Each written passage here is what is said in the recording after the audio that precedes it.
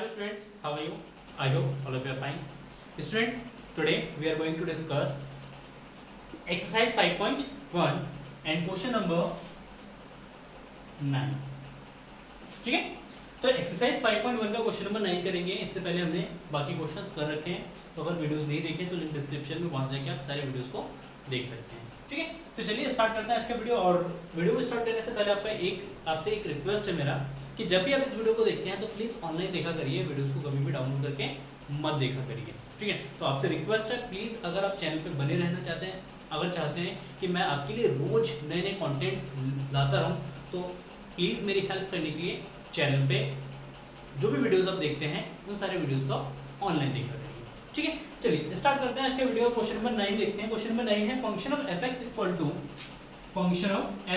Is equal to X by X का mod, और यदि x लेस देन 0 एंड -1 यदि x ग्रेटर देन इक्वल 0. ठीक है, ये फंक्शन तरीका हमें चेक करना है कि इसमें असंतत बिंदुओं को चेक करना है कि कौन से ऐसे बिंदु हैं जिसपे ये फंक्शन जो है असंतत है.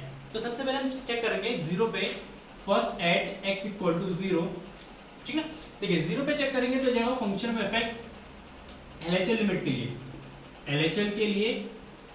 LHL लिमिट के लिए देखिए function fx is equal to जाएगा आपका x बाय x का मॉड.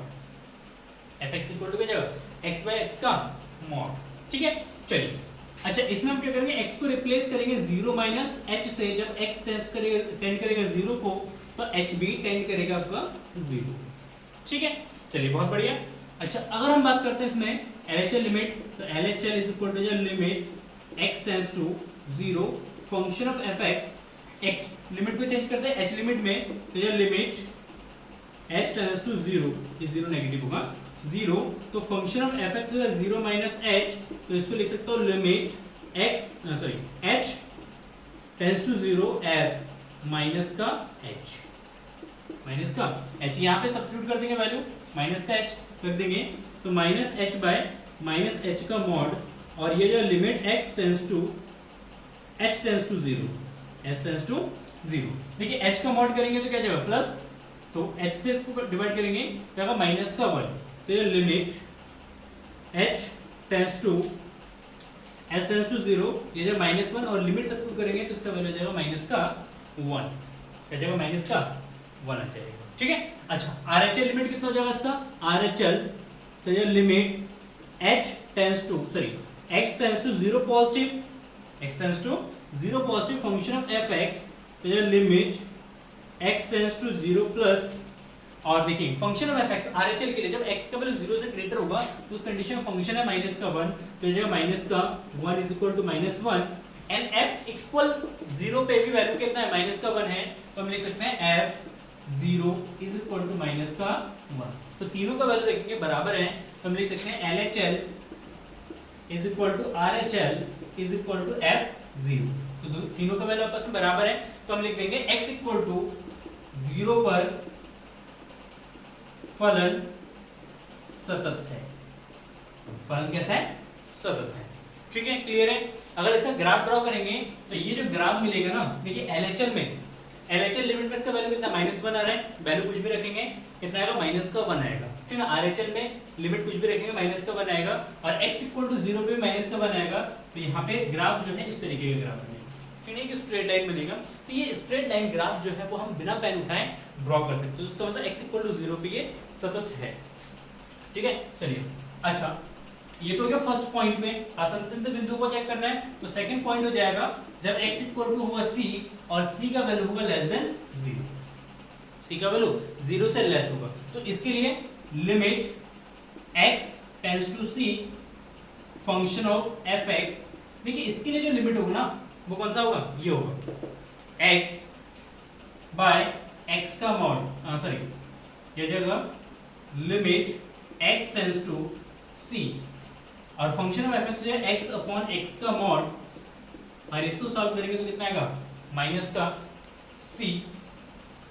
देखिए c बाय c का मॉड, बट यहाँ पे c जो है वो लेस देन 0 है. 0 से लेस का मतलब क्या है, क्वांटिटी नेगेटिव, जब क्वांटिटी नेगेटिव होगा तो इसको सॉल्व करेंगे तो इसका वैल्यू क्या आएगा, माइनस का 1 आएगा।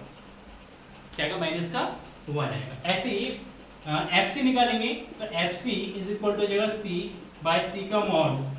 देखिए यहाँ पे अगेन सी जो है वो 0 से लेस है, सी का मान 0 से छोटा होगा। जब 0 से छोटे का मतलब क्या है, नेगेटिव है। 0 से जब भी छोटा जाएगा तो नेगेटिव, ये भी नेगेटिव और यहाँ पे भी नेगेटिव, तो नेगेटिव नेगेटिव, ये तो नेगेटिव नेगेटिव, ये तो जब पॉजिटिव ऊपर नेगेटिव, तो वैल्यू आएगा माइनस का 1। दोनों का वैल्यू बराबर है तो हम लिख देंगे limit x tends to c function of fx is equal to fc is equal to minus का 1। तो इसका मतलब x equal to c less than 0 पर फलन क्या है, सतत है, कंटिन्यूअस है। कैसा है, सतत है, कंटिन्यूअस है। ठीक है, चलिए बहुत बढ़िया।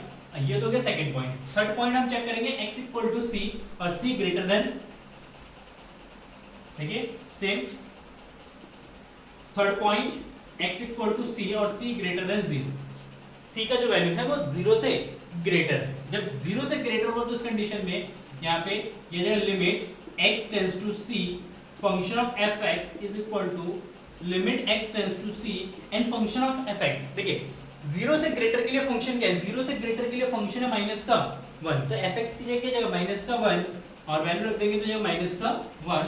और ऐसे ही fc इज इक्वल टू कितना जाएगा, माइनस का 1, क्योंकि कांस्टेंट वैल्यू है, माइनस का 1 है। fx का वैल्यू कुछ भी रखेंगे, वैल्यू fx से कितना आएगा, माइनस का 1, तो ये भी माइनस का 1 हो जाएगा। तो हम लिख देंगे limit x tends to c function of fx is equal to fc। ठीक है, बराबर है वैल्यू, इसका भी वैल्यू माइनस 1, इसका वैल्यू माइनस 1। हम लिख सकते हैं अतः x equal to c greater than 0 पर फलन सतत है। इसके लिए फलन क्या है, सतत है। ठीक है, तो फलन जो है वो 0 पे भी सतत है और 0 से ग्रेटर और 0 से लेस के वैल्यूज के लिए भी सतत है। तो लिख देंगे अतः फलन x के सभी मानों के लिए क्या है, सतत है। मतलब इसमें कोई भी डिसकंटिन्यूअस पॉइंट नहीं है। ग्राफ मैंने आपको बता दिया, ठीक है ना। उस ग्राफ को एक स्ट्रेट लाइन मिल रहा है जिसे हम बिना पेन उठाए हम क्या कर सकते हैं, इजीली ड्रॉ कर सकते हैं। ठीक है, क्लियर है। चलिए बढ़ते हैं आगे नेक्स्ट क्वेश्चन पे, क्वेश्चन नंबर 10। ठीक है, क्वेश्चन नंबर 10 क्या दे रखा है इसमें, क्वेश्चन नंबर 10। क्वेश्चन नंबर 10 देखें, fx equal to x plus 1, fx equal to x plus 1 and x plus 1 और यहाँ पे x जो है ग्रेटर देन इक्वल 1 है और x square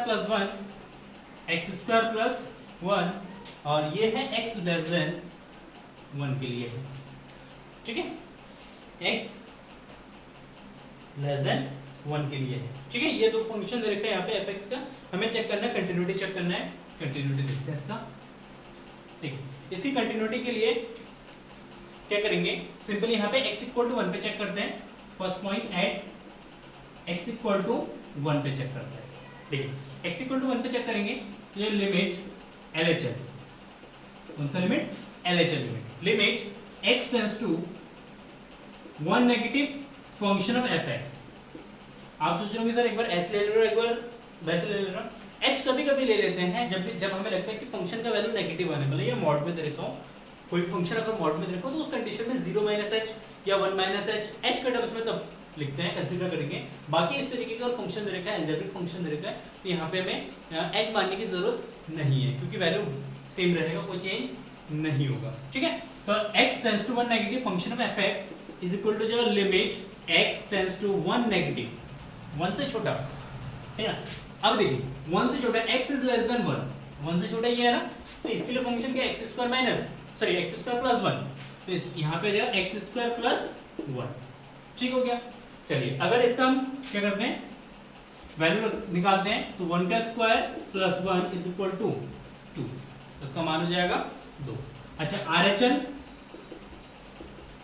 right hand limit, ठीक है, राइट हैंड लिमिट हो जाएगा limit x tends to 1 positive function of fx, तो यह limit x tends to 1 positive function of fx, function of fx equal to क्या, x plus 1 क्योंकि 1 से greater होगा, 1 से ग्रेटर के लिए फंक्शन है x प्लस 1, x प्लस 1, तो limit x tends to 1 positive, अच्छा फंक्शन में fx का वैल्यू रख देंगे, x इक्वल टू 1 रख देंगे, तो 1 प्लस 1 इज इक्वल टू 2।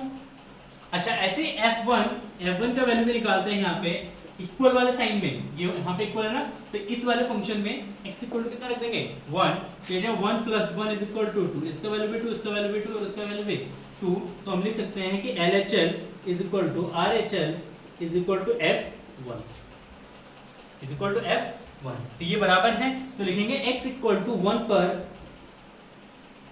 फलन सतत है, x इक्वल टू 1 पर फलन क्या है, सतत है, कंटिन्यूअस है, ये हमने चेक कर दिया। ठीक, चलिए नेक्स्ट ये जगह आपका x equal to c, c less than equal 1, c पे चेक करेंगे, c का वैल्यू जो है 1 से लेस होगा, अगर 1 से लेस है तो ये जो लिमिट एक ही फंक्शन है तो डायरेक्टली लिमिट का वैल्यू निकालना है। जब कंसीडर करेंगे एक ही फंक्शन को, एक से ज्यादा कोई फंक्शन नहीं है, तो हमेशा हम कंसीडर करेंगे लिमिट बस, ठीक है ना, limit x tends to c on function of fx। जैसे यहाँ पे दो फंक्शन थे ना, अलग अलग फंक्शन था, तभी हमने LHL और RHL निकाला है, क्लियर। जब दो अलग अलग फंक्शन तेरे को x के वन वैल्यूज पे, एक ग्रेटर फंक्शन पे और एक लेस फंक्शन के लिए अगर वैल्यूज दे रखा है, तो हम LHL निकालेंगे और RHL निकालेंगे, ठीक है। x equal to less than 1, x less than 1 x equal to c, c का वैल्यू 1 से लेस है, तो इसके लिए एक ही फंक्शन तो डिफाइन है, फंक्शन ऑफ fx क्या है, यह इसके लिए x² + 1 है, इसके अलावा तो कोई फंक्शन नहीं है ना, एक ही फंक्शन जब भी होगा बस लिमिट का वैल्यू निकालेंगे और फंक्शन ऑफ fx का वैल्यू निकालेंगे या fc का वैल्यू निकालेंगे, ठीक है। तो लिमिट fx और x tends to c and function of fx का वैल्यू x² + 1, तो ये limit x tends to c और x² + 1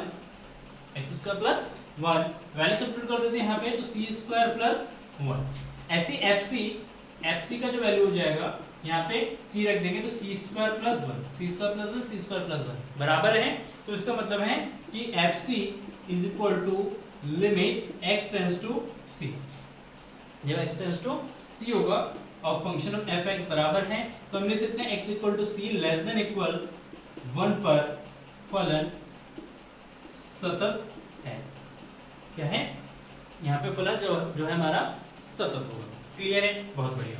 अच्छा थर्ड पॉइंट क्या होगा, x इक्वल टू c और c ग्रेटर देन 1, और इसके लिए फंक्शन हमारा डिफाइन है x + 1। देखिए 1 से ग्रेटर के लिए फंक्शन ये डिफाइन है ना, x + 1, तो फंक्शन ऑफ fx यहाँ पे कंसीडर करेंगे x + 1, बढ़िया है, ठीक है। चलिए देखिए यहाँ पे निकालेंगे limit x tends to c function of fx, x tends to c function of fx is equal to limit x tends to c function of fx x + 1, c का वैल्यू रख देंगे तो c + 1, ठीक है। और ऐसे ही अगर fc का वैल्यू निकालेंगे तो fc इज इक्वल टू कितना आ जाएगा, c + 1 दोनों का वैल्यू बराबर है, तो हम लिख सकते हैं कि limit x tends to c of function of fx equal to fc, ठीक है, तो ये बराबर है, तो हम लिख सकते हैं अतः x equal to c greater than 1 पर फलन सतत है, क्या है, फलन हमारा